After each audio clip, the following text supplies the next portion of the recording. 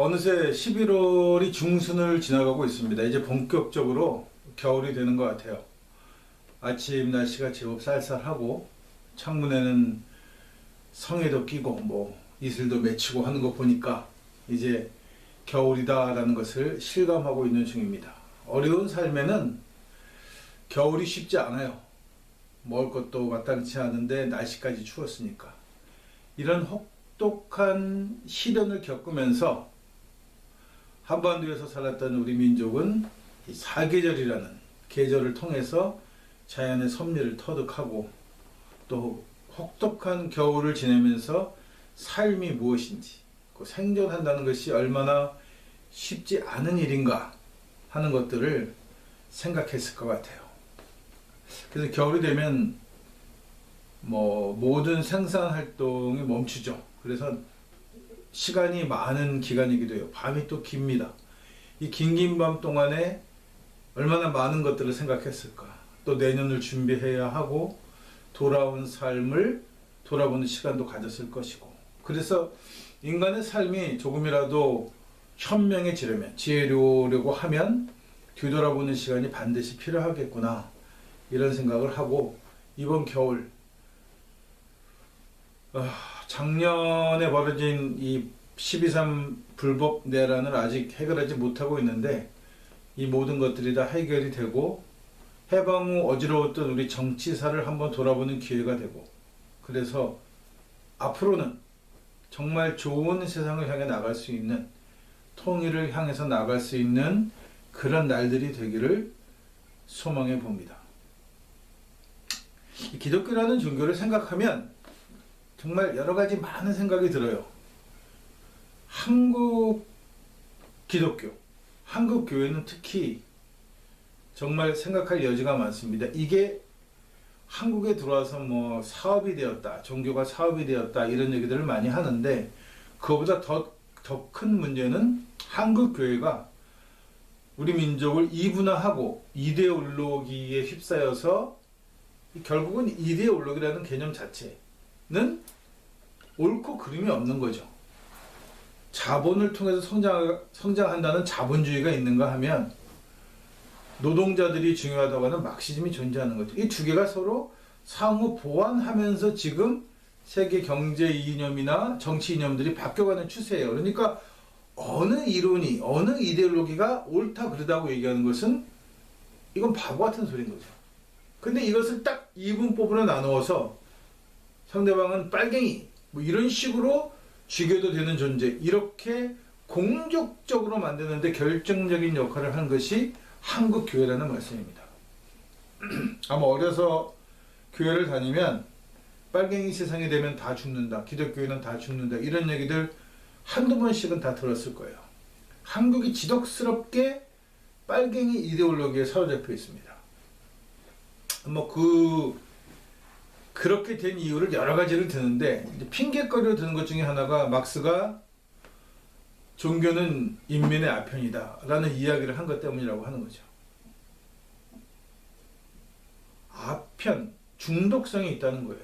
그러면 이 막스가 얘기했던 아편이라는 의미는 기독교라는 종교 자체일까, 아니면 기독교회라고 하는, 그러니까 이 당시에 바티칸이라든가 혹은 로마 정교회라든가 러시아 정교회라든가 하는 종교 단체를 가리키는 말일까?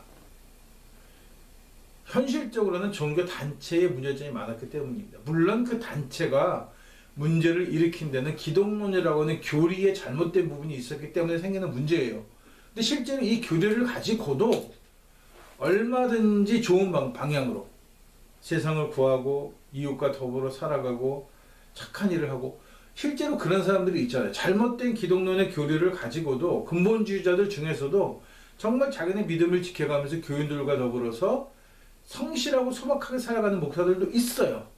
그런데 그쪽으로 가지 않고 교회는 기독론이 가지고 있는 나쁜 요소들, 죄를 사하여 준다든가 그 죄를 헌금으로 대신할 수 있다든가 하는 이런 엉뚱한 소리를 하는 이쪽 교리로 더 발전해 나가면서 기독교가 망가지는 거예요.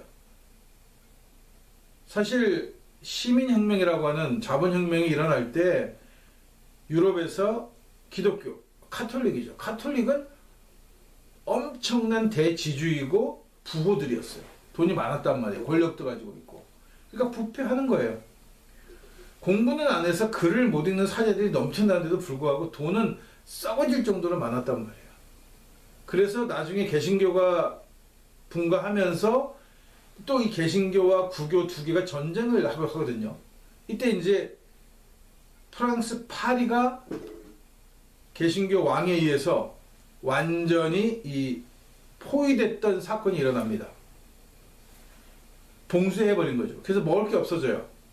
그래서 정말 사람들이 잘 가진 것들을 다 이렇게 내놓으면서 같이 살아갈 국립했단 말이에요. 동물에 있는 동물을 다 잡아먹고 가죽이랑 가죽은 다 끓여 먹을 만큼 나중에는 하다 이제는 약한 사람, 어린아이를 실제로 잡아먹는 시kin까지 일어난 상황인데도 불구하고 파리 안에 있던 가톨릭 수도원에는 여전히 그 수도사들이 먹을 몇 년치 양식이 남아 있었다는 거예요. 탐욕입니다. 자기들은 결코 죽으려고 하지 않아요. 자기네들은 결코 어떤 일이 있어도 망하려고 하지 않아. 자기네들은 신의 선택을 받은 사람이라서 무슨 일이 있어도 자기네들은 생존해야 하고 돈을 벌어야 한다고 생각한단 말이죠. 이게 기독교의 잘못된 거죠. 이것 때문에 칼 막스가 종교는 인민의 아편이다 이렇게 얘기한 거란 말이에요. 그래서 실제로 공산화가 되면서 기독교라는 단체들, 교회 단체들은 타격을 입습니다. 그러면 종교가 말살당했느냐? 그렇지 않아요. 지금 러시아는 여전히 러시아 정교회가 공산화가 되어 있었음에도 불구하고 러시아 정교회가 자리를 잘 잡았어요. 러시아는. 왜 그러냐면 러시아의 정체성이, 소련의 정체성이 정교회이기 때문이죠. 서구에 속해 있기 때문에. 어디서 문제가 가장 많이 되느냐 하면 식민 지역에서 문제가 많이 됐단 말이죠. 이 얘기는 제가 여러 번 말씀드렸는데 해방 후에 식민지를 갖고 있었던 것은 대다수가 서방, 자본주의를 표방하는 국가들, 미국, 영국, 프랑스, 뭐 이런 이태리 이런 그 기독교 국가들이 갖고 있었단 말이죠.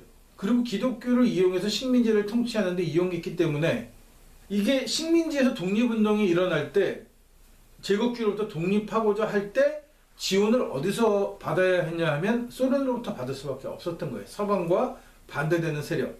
그리고 기독교가 갖고 있는, 서구에 갖고 있는 문제점이 곧 기독교의 문제였기 때문에 대부분 민족운동을 하거나 해방주의자들 중에는 상당수가 사회주의자들이었다는 거예요. 막시즘주의자들이었던 거죠. 그러니까 지원을 받는 것도 사실은 어떻게 보면 수월하기도 했고 지원받을 수 있는 데가 거기밖에 없기도 했고, 그래서 식민지 지역의 독립운동은 공산화라고 하는 문제를 갖고 있습니다. 한국도 마찬가지죠. 그러다 보니까 이 기독교적인 입장에서는 이 기독교가 다른 지역에서는 이 서구가 식민지로 가지고 있던 지역에서는 기득권이었고, 한국에서는 외가 침략해서 식민지를 하고 있을 때는 철저한 부역자들, 매국노들이었단 말이에요. 그러니까 얘네들이 이제 독립운동이 일어나고 또 사회주의가 들어오고 이렇게 해서 세상이 바뀌면서 결국 이 사람들이 막시즘이 얘기하는 반동분자들, 즉 기존 세력에 들러붙어서 매국하던 매국 집단이었다는 거예요. 그러니까 당연히 재산도 빼앗기게 되고 때로는 죽게 되었던 거죠. 이게 3.8선 북한 지역에서 일어났던 일입니다. 피해서 쫓겨서 내려온 사람들이 모였으니까 재산도 잃었고 때로는 부모도 죽었고 하는 원망이 가득 차 있는 거예요. 자기네들이 왜 그런 처지가 되었는지에 대해서는 생각하지 않아요. 그냥 억울한 겁니다. 뺏기고 때로는 가족이 죽기도 했고 이러니까 무조건 빨갱이는 싫어요 이렇게 되어버린 거죠. 그리고 또 빨갱이 세상이 되면 자기네들은 또 죽게 되는 거예요. 왜냐하면 그 매국을 반성하지 않았고 청산하지도 않았어요. 지금까지도 한국은 남한은 매국이 청산되어지지 않는 상태잖아요. 매국노들이 지금도 활동하고 있고 정말 매국적인 언동으로 정치도 하고 역사도 외웠고 별짓 다 하는 세상이란 말이에요. 지금 정리하지 못했기 때문에. 그러니까 만약에 이 세상이 뒤집히면 자기네들은 그 죄에 대한 벌을 받아야 될 거 아니에요. 그걸 받기 싫은 거죠.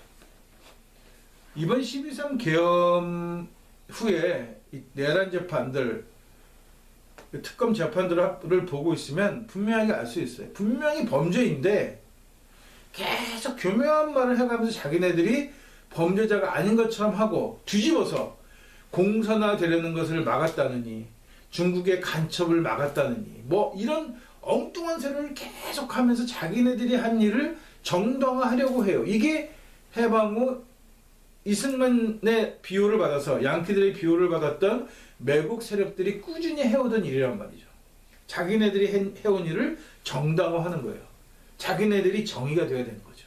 그래야만 그렇게 치부하고 모았던 돈과 재산들을 지킬 수 있기 때문인 거예요. 어떻게 보면 내면적으로 깊이 들여다보면 자기 것을 빼앗기지 않으려고 하는 거란 말이죠. 이 자기 것을 빼앗기지 않겠다고 하는 것, 이것을 자본주의라고 착각을 하는 거예요.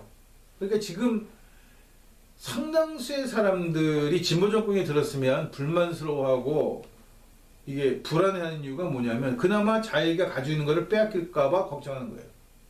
젊은 세대도 마찬가지죠. 나이 든 세대가 많아지니까 우리가 돈 번 거 다 세금으로 뺏기면 어떡할까 걱정하는 거죠. 자기네들이 거기까지 살아오는데 기성세대가 없었으면 존재하지도 못했을 것들이 자기네들이 기성세대가 되니까 자기네들을 존재시켜주는 건 싫은 거예요. 자기네가 스스로 크고 싶은 것처럼 생각하는 거예요. 나는 아무도 도움을 받지 않았는데 여기까지 컸어 라고 얘기하고 싶은 거예요. 절대 그렇지 않습니다. 지금 MZ세대니 하는 이 기성세대를 책임지지 않겠다고 배 쭉 내미는 이 싸가지들이 그 자리까지 올 수 있고 그만한 혜택을 누리고 K-팝이니 뭐니 해서 지네들 하고 싶은 대로 다 하고 싶은 세상을 만들어준 거는 자기네들이 책임지고 싶어하지 않았던 윗세대들이 만들어 놓은 거예요. 정말 허리띠를 졸라가면서 군사 독재 정권에 시달리면서 베트남 전에 가서 피 흘려서 번 돈으로 중동 그 열사의 사막에서 열심히 일해서 번 돈으로 그렇게 국민들이 피땀 흘려 모은 돈으로 IMF가 터지니까 금가락지까지 빼서 나라를 구한 그 돈으로 그 노력으로 현재 지금이 있단 말이에요. 그럼 그렇게 노력한 세대들은 왜 지금 이 모양인가 하면 그렇게 노력해서 자기네들 손에 쥔 거는 딸랑 아파트 한 채일 때가 많아요. 집 한 채, 땅 몇 평. 어떻게 얻은 겁니까? 물론 자기가 노력해서 번 돈으로 장만한 거죠. 근데 그 장만하는 과정이 석연치 않았던 거예요. 조그만 아파트를 하나 사서 분양권 새로 받아서 이거 오르면 국가가 만들어놓은 부동산 정책에 잘 따라가면서 몇 번의 집을 사고 팔고 분양받고 사고 팔고를 반복하면서 지금의 아파트 하나를 갖고 있으니까 이게 전 재산이란 말이죠. 이 아파트 값이 떨어지면 안 되는 거예요. 모든 걸 잃게 된다고 생각하는 거란 말이죠. 자기네들이 그동안 노력해서 벌어들인 그 모든 것들은 다 쭉쭉 국가가 빨아갔잖아요. 독재 정권들이. 어마어마하게 잘 사는 거예요. 상상할 수 없는 정도의 돈을 가지고 살아가고 있는 겁니다. 그들이. 자기 돈입니까? 아니죠. 국민들이 뼈 빠지게 노력한 돈인데 그걸 다 뺏기고 지금 내가 갖고 있는 걸 뺏길까 봐 걱정하는 거예요. 이것을 회복시켜야 하는데 이 생각을 거기까지 미치지 못하는 겁니다.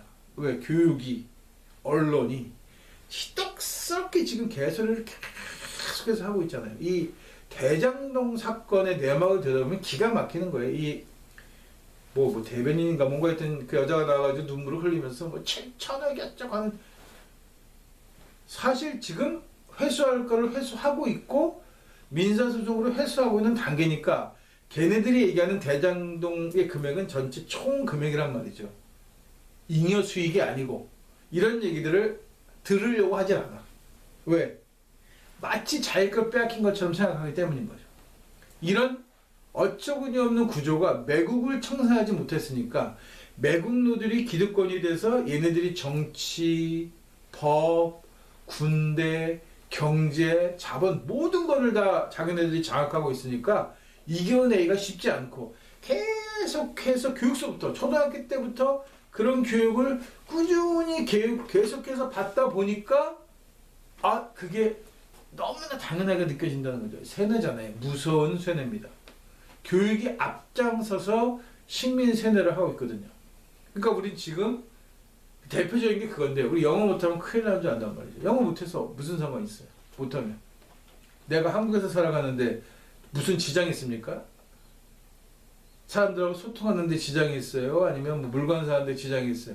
어디에 지장이 있습니까? 지장이 있게 만드는 거죠. 한국말밖에 쓰지 않는 회사에서 영어 시험을 봐가지고 진급을 시키는 거니까. 단 한 번도 외국인과 전화 통화할 일도 없는데 영어 시험을 봐서 영어 성적을 가지고 고가 점수를 매겨서 승진을 시켜주니까. 그러니까 매달리게 하는 거예요. 필요 없는 거를. 이게 식민교육이에요. 이게 권력이, 불의한 권력이 국민을 통치하는 방법이란 말이죠. 중요하지 않은 걸 중요하게 만들어서 허비시키는 거예요. 다른 데 투자할 거죠. 영어 공부를 할 시간에 다른 데 투자를 했으면 내가 좀 더 자신 있고 좀 더 재미있는 과목이나 항목에 추가했으면 될 건데 한 곳에 몰두하게 하는 거예요. 머리 좋은 애들 전부 지금 이과애들 의대에다 몰입하게 합니다. 결국은 기초과학 분야에서 문제가 생기는 거죠. 이거 의대에 집중하게 만드는 건 돈 때문인데 이 구조를 만든 것도 결국은 권력이 만드는 거예요. 자본주의가. 그래야 머리 좋은 애들 여기 다 몰려서 대가리 터지게 싸움하는 사이에 이 식민 국가들이 자립하고 일어날 기술이라든가 능력을 상쇄시켜 버리는 거예요. 제국주의 입장에서는. 근데 몰라. 당연히 공부 잘하면 의사 되는지 안다는 거지. 이런 거에 속아 있는 거예요. 이런 체제, 이런 국가의 이런 비열한 방식을 막스는 인민의 아편이다라고 보는 거예요. 중독시키고 있다. 헤어나지 못하게 한다. 그러니까 우리가 정말 깨우쳐서 무엇이 잘못되었는지, 무엇이 진실인지, 무엇이 거짓인지를 분명하게 알아야 하는 겁니다. 그래야 당하지 않는 거예요.